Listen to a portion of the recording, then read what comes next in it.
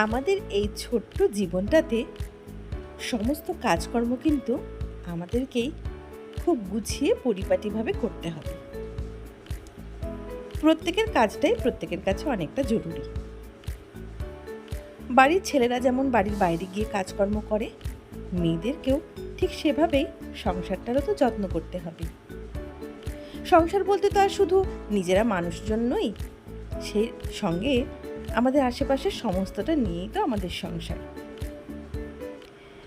Welcome back to my channel Mimo and mom. কেমন আছো তোমরা সবাই? আশা করছি তোমরা সবাই ভালো আছো। রোদ ঝলমলে আরও একটা দিন নিয়ে এবং সারাদিনের টুকটাক কাজকর্ম নিয়ে তোমাদের সামনে আবার আমি চলে এসেছি। তো আজ ঘরের কাজ তেমন একটা দেখাচ্ছি না, আজ রয়েছে আমার বাইরের কিছু, যে আমার বন্ধুরা রয়েছে তাদের সামান্য একটু যত্ন। আসলে আমরা মানুষেরা যেমন যত্ন চাই, এই গাছগাছালিগুলো যারা আমাদের সবসময় শান্তভাবে অনেক কিছু দিয়ে চলে এসেছে, তারাও তো একটু যত্ন চায়। তো আজ সেই জন্যই আমি ওদেরকে একটু দেখাশোনা করতে চলে এসেছি। এটা দেখতে পাচ্ছ, এটা একটা ধুতরা ফুলের গাছ, নিজে থেকেই হয়েছে। আর এই গাছটাতে ওই শিবরাত্রির সময় অনেক ফুল হয়েছে। ইদানিং গাছটা অনেক ডালপালা ছড়িয়েছে আর ওই কাঁটাগুলো অনেক বেড়ে গেছে। সেই জন্য হাঁটাচলা করতে, উঠোনে কাপড় মেলতে প্রচণ্ড অসুবিধে হচ্ছে। আর দেখে নিলাম গাছে এখন কোনো ফুলের কড়ি আছে কি না। যেই ডালগুলোতে কড়ি ছিল সেই ডালগুলোতে হাত দিলাম না। গাছগাছালিগুলো একটু কেটে ডালপালাগুলো পরিষ্কার করলে গাছের বৃদ্ধি নাকি ভালো হয়। সেই জন্য ওদের আজকে একটু ছোট করে কেটেও দিলাম, সেই সঙ্গে এই মরা পাতাগুলো ফেলে টেলে একটু পরিষ্কার করে নিচ্ছি। আর এখানে কিছু গাছে গাঁদা ফুলের চারা বুনেছিলাম, সেগুলো এখনও রয়েছে। ফুল এখন সেভাবে খুব একটা ধরছে না, তবে কড়ি রয়েছে। তাই জন্য আমি এই গাছগুলো এখনই আর সরাচ্ছি না, আর কিছুদিন থাক। আসলে গাঁদা ফুল তো শীতকালের ফুল, তাই জন্য এই রোদে না এই গাছগুলোর বৃদ্ধিটা কমে যায়। আজ এই ছোট ছোট গাছগুলোকে টবগুলো চেঞ্জ করতে হবে, কারণ কয়েকটা গাছ একদম ছোট, মানে আমি শুধুমাত্র বুনে ওইগুলোকে ছোটোর থেকে একটুখানি বড় করলাম। এখন এগুলোকে সামান্য একটু বড় টবে ট্রান্সফার করতে হবে, মানে রিপট করবো আর কি। তো এই ঝুড়িটার মধ্যে না আমি বেশ অনেকগুলো সর্ষের চারা, মানে সর্ষে ছিটিয়ে দিয়েছিলাম, একদম সবুজ সর্ষে গাছ হয়েছিল। যদিও জানি না বেশি রোদ কিংবা বেশি জল কিছু একটা সমস্যার জন্য গাছগুলো হঠাৎ করে মরে গেছে। তো সেই জন্য এই গাছগুলোর এই ঝুড়িটার পরিষ্কার করা হচ্ছে না, তবে মাটিটা একদম ভালো রয়েছে। সেই জন্য মাটিটাকে আরেকটু পরিষ্কার করে ঝেড়ে বেছে এর মধ্যে আমি অন্য কতগুলো চারা পুঁতে দেব। ওইগুলোকে আমি ছোট্ট একটা বাটির মধ্যে বড় করেছিলাম। তো আমরা তো নিজেদের যত্ন যতটা পারি করি এবং পরিবারের সকলের টুকটাক যত্ন করি, সেই জন্য এরাও তো আমার পরিবারের সদস্য। তো বেশ কিছুদিন থেকেই এগুলোকে নতুনভাবে একটু সাজিয়ে নেব করে সময়টাই হচ্ছিল না। তো আজ ঠিক করেছি অন্যান্য কাজ আমি একেবারেই হাত দেবো না, আজ আমি এদেরকে একটু ঠিকঠাক করব। তো এই দেখো, রিপোর্ট করার জন্য আমি ওই বাটির থেকে এই ঝুড়ির মধ্যে এগুলোকে নামিয়ে দিচ্ছি। এর আগে তো তোমরা দেখেইছো আমার এই স্পাইডার প্ল্যান্টটা। আমি না সত্যি অবাক হয়ে যাই, এই প্ল্যান্টটা আমি যখন এনেছিলাম এই ছোট্ট চারাগুলোর মতোই এটাও ছিল। আর এই চারাটা অনেকবার বাটি থেকে পড়ে গিয়েছে বা হাওয়াতে একবার মিমো ফেলে দিয়েছে, এই করে না গাছটা একদম মানে মরার পথেই ছিল, মানে বাঁচবে না আমি ধরেই রেখেছিলাম। কিন্তু এত সুন্দরভাবে গাছটা বড় হয়েছে, এই যে বড় গাছটার কথা বলছি, তার থেকেই এই ছোট ছোট চারাগুলো হয়েছে, যেগুলো ঝুড়িতে আমি এখন বুনছি। তো যত্ন পেলে, যত্ন বলতে আমি খুব একটা যে কিছু যত্ন করি তা কিন্তু নয়, শুধুমাত্র একটু সকাল বিকেল জল দেওয়া, আরও একটু পরিষ্কার পরিচ্ছন্ন করা, সার বা এই জাতীয় কিছু খুব একটা দেওয়া হয় না। এই যে বড় স্পাইডার প্ল্যান্টটার কথাই বললাম, এর থেকেই এই ছোট ছোট চারাগুলো হয়ে ওই যে ঝুড়িতে দেখতে পাচ্ছ, সেগুলো আমি মানে একটা গাছ থেকে এতগুলো বেরিয়েছে, সেই সঙ্গে দু একটা আমি দিয়েওছি। তো সেটাই বলছি, মানুষের পরিবার যেমন ধীরে ধীরে বড় হতে থাকে, এই স্পাইডার প্ল্যান্টটাও ওর পরিবার বড় করে ফেলেছে। তো আজ সকালবেলায় আমি জলখাবার করে তাড়াতাড়ি সামান্য একটু রান্না করে নিয়েছি, করে এখন 1:30 মতন বাজে। ঘরের কাজ মোটামুটি হয়ে গেছে। এখন গাছগুলো পরিষ্কার করে টব চেঞ্জ করে তারপর ওদের একটু জল টল দিয়ে ভালো করে সাজিয়ে গুছিয়ে তারপর আমি স্নানে চলে যাব। এই সংসারটাই তো আমাদের কাছে এখন সব কিছু, সংসারের জন্যই সব। তবে হ্যাঁ, মিমোটা একটু বড় হোক। নিজেকে না এভাবে বসে বা সময়টা নষ্ট করতে আমার একদমই ভালো লাগে না। তো কিছু একটা কাজের সঙ্গে যুক্ত হলে মনটাও যেমন ভালো থাকে আর সময়টারও সদ্ব্যবহার হয়। তো আশা করি ভবিষ্যতে কিছু একটা কাজের সঙ্গে নিজেকে যুক্ত করতে পারবো। এদিকে মিমোকে এর মধ্যেই আমি একটা নতুন আর্ট স্কুলেও দিয়েছি। তো ধীরে ধীরে ওকে নিয়েও আমাকে দৌড়াদৌড়িগুলো করতে হবে, কারণ ওর বাবা দিয়ে আসা নিয়ে আসাটা করে, কিন্তু এগুলো খোঁজ খবর করা, ওকে ঠিকঠাক একটা জায়গায় ভর্তি করানো, এই সমস্ত বিষয়টা সম্পূর্ণটাই আমার উপরে ছেড়ে দিয়েছে। তো এটাকেও এখন রিপোর্ট করতে হবে। জানি না রিপোর্টটা আসলে কেমন করে আমি আমার বুদ্ধিতে যতদূর হয়েছে আর কি। ওই টবের মাটিগুলোকে সাইড থেকে আমি প্রথমে ছাড়িয়ে নিয়েছি। এটা দেখতে পাচ্ছ না, এটা একটা কারি পাতার গাছ। তো কারি পাতার গাছ না, মানে ওর শেকড়টা ভীষণ লম্বা, মানে একদম ডিপ চলে যায়, অনেকটা মাটি লাগে। তো ছোট্ট একটা বাটির মধ্যে দেখলে প্রথমে বুনেছিলাম, তো খুব একটা বাড়ছে না গাছটা। সেই জন্য একটা টব ফাঁকা ছিল, ওর মধ্যে টবটা একটু লম্বাটে, ওই জন্য ওটার মধ্যে এটাকে রিপোর্ট করলাম।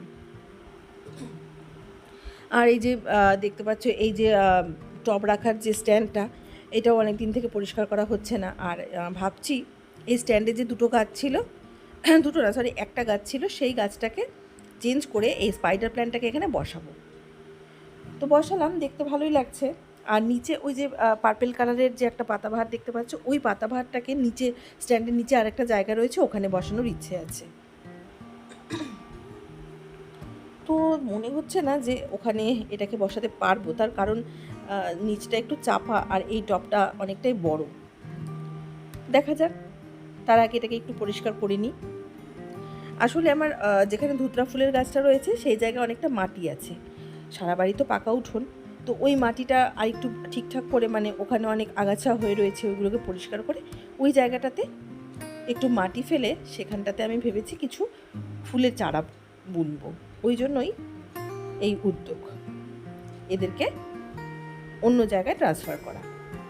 তো এই যে স্ট্যান্ডের নিচটা, এখানে আমি এটাকে বসানোর অনেক চেষ্টা করলাম, কিন্তু টপটা অনেকটাই বড় বলে এখানে আমি এটাকে আর সেভাবে বসাতে পারছি না, বা স্পাইডার প্ল্যান্টটাকেও নিচে আনতে পারছি না। এই দেখো, এটাও এখানে ধরছে না, টপগুলো একটু বড় মাপের। তো দেখা যাক এখানে কোনটাকে সেট করা যায়। আপাতত কারি পাতাটাকে বসিয়ে রাখছি। তো বারান্দাটায় মাটি সমস্ত কিছু ঠিকঠাক করাতে বারান্দাটা ভীষণ নোংরা হয়ে পড়েছিল। আস্তে আস্তে এগুলোকে পরিষ্কার করে নিতে হবে, সময়টাও হয়ে যাচ্ছে। এদিকে স্নান করে আবার মিমোকে খাওয়াতে হবে। এখন প্রায় 2টোর কাছাকাছি বেজে গেছে। আর বাইরে দেখো, আজকে একটা তোষক রোদে দেওয়া হয়েছে, রোদটা তো খুবই কড়া। ওই কালকে সন্ধেবেলায় মিমো এখানে দুধ খেতে বসে সন্ধেবেলায় গ্লাসের দুধটা হাত লেগে পড়ে গিয়েছিল। তো পিঁপড়ে উঠে যাওয়ার ভয়ের জন্য আমি রাতে ওই জল ন্যাকড়া দিয়ে মুছে রেখে দিয়েছিলাম, সকালে উঠেই রোদে বের করে দিয়েছি, যে সারাদিন একটু রোদ লাগলে পিঁপড়ে ওঠার ভয়টা থাকবে না। তো এখানে ফুল গাছের ডালগুলো কেটে ফেলে রেখেছিলাম, সেগুলোকে পরিষ্কার করে নিয়ে গাছগুলোতে এই দুপুরবেলাতে আমাকে জল দিতে হবে, কারণ আজ সকালে জল দেওয়া হয়নি।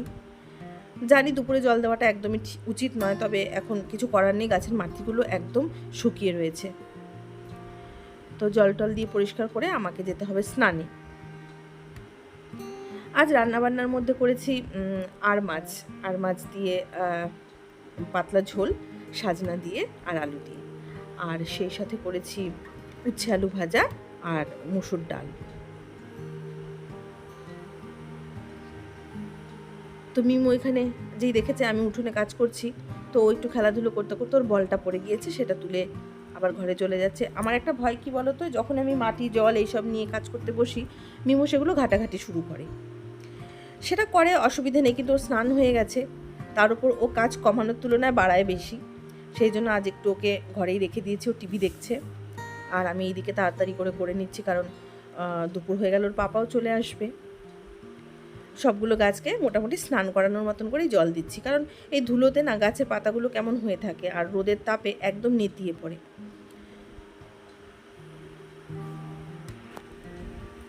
গাছে জল দেওয়ার সাথে সাথে আমি কিন্তু সামনের বাড়ির আমার এক বান্ধবী রয়েছে, মানে বৌদি, ওর সঙ্গে একটু গল্পগুজবও করে নিচ্ছি।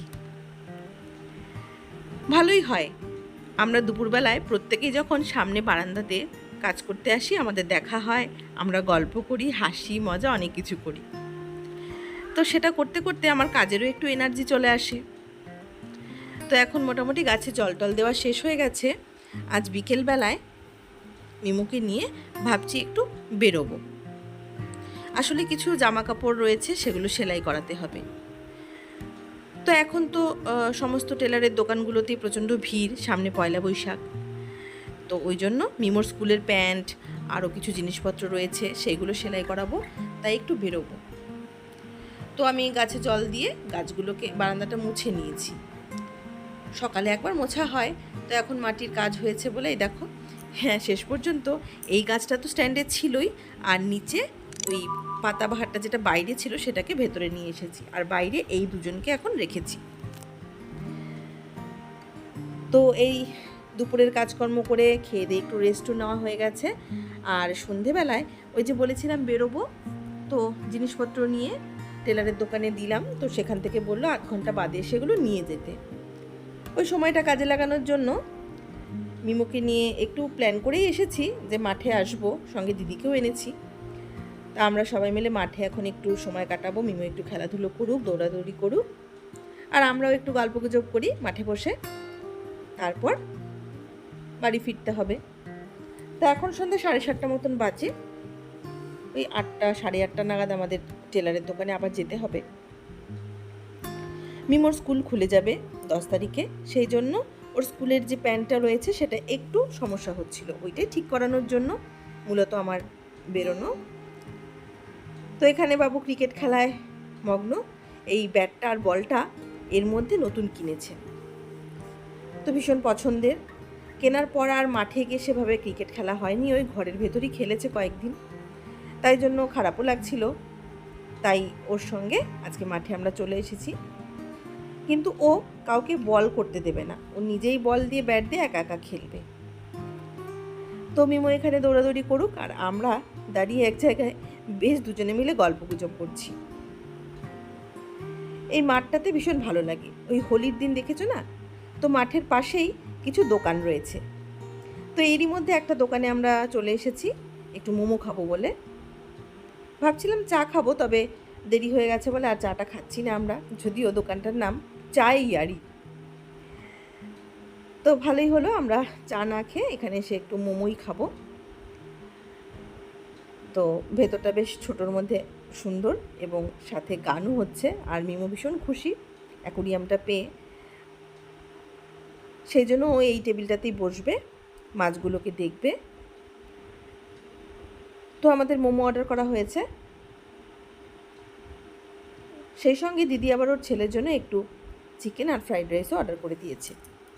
তো রেস্টুরেন্টটাতে চাইনিজ স্টাইলে চিকেন আর ফ্রাইড রাইস করা হচ্ছে দেখে আমাদেরও বেশ ভালো লাগলো, তো অর্ডার করে দিয়েছি আমরা।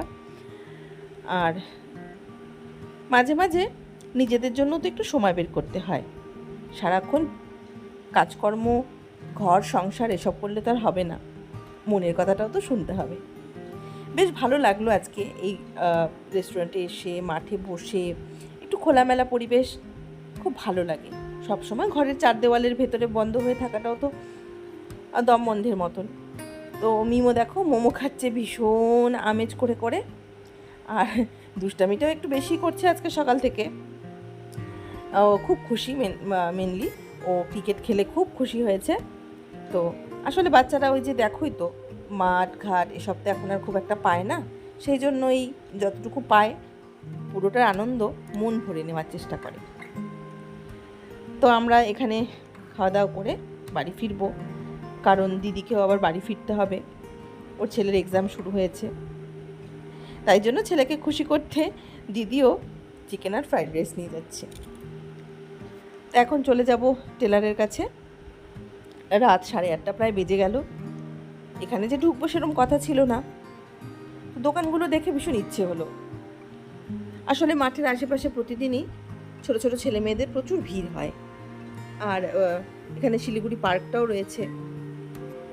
তো এই ভিড় দেখে আমাদের মনটাও আজকে একটু হারিয়ে যেতে চাইলো ভিড়ের মধ্যে। তো আজকের এই ব্লগটা তোমাদের কেমন লাগলো জানিও।